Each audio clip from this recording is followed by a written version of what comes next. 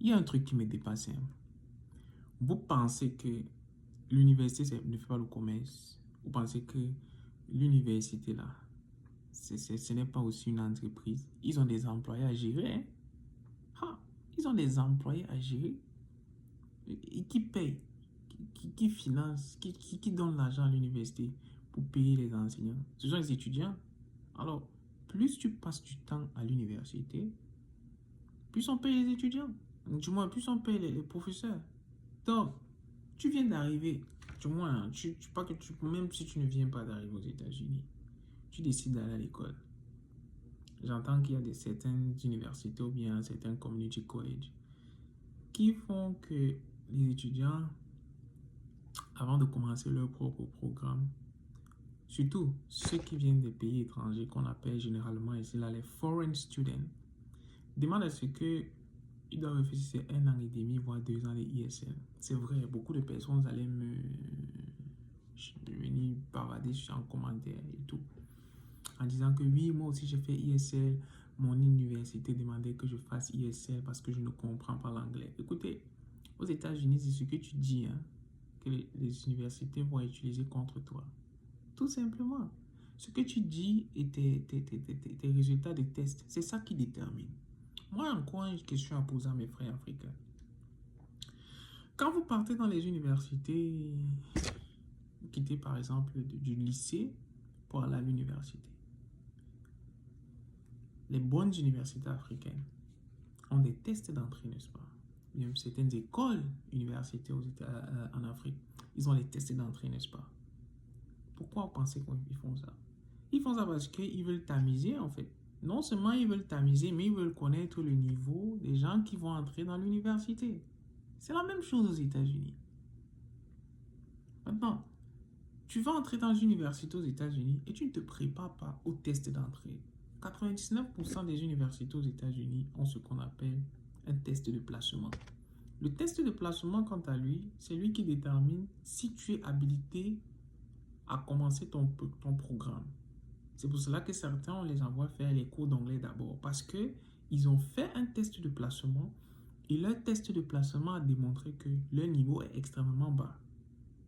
Alors, pourquoi est-ce que vous ne vous préparez donc pas à faire ce test de placement?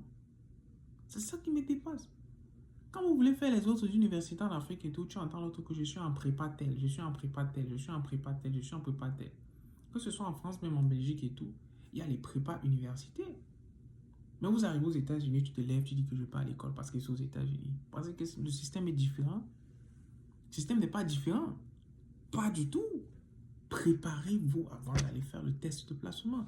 Et généralement, dans mes vidéos, je vous dis, dépendant du state où vous êtes, ok? Si par exemple, vous êtes au state du Texas, ou bien encore vous êtes au state de Californie, il y a des livres que vous pouvez trouver sur Amazon. On le vend à combien? Parfois, c'est 20 $, 30 $.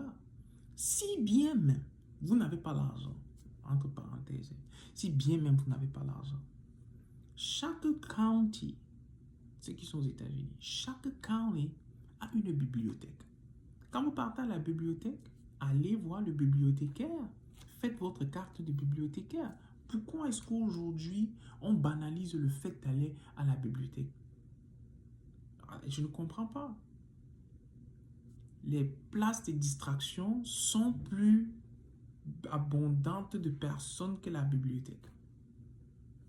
Si vous habitez quelque part, ok, pour ceux qui louent, bien encore pour ceux qui ont acheté des maisons, vous payez la bibliothèque sans le savoir. Ça veut dire quoi? Ça veut dire que vous payez la bibliothèque de votre county, mais vous ne partez pas à la bibliothèque. Question. Donc tu vas à la bibliothèque, tu vas au bibliothécaire, tu dis, je veux aller à l'université.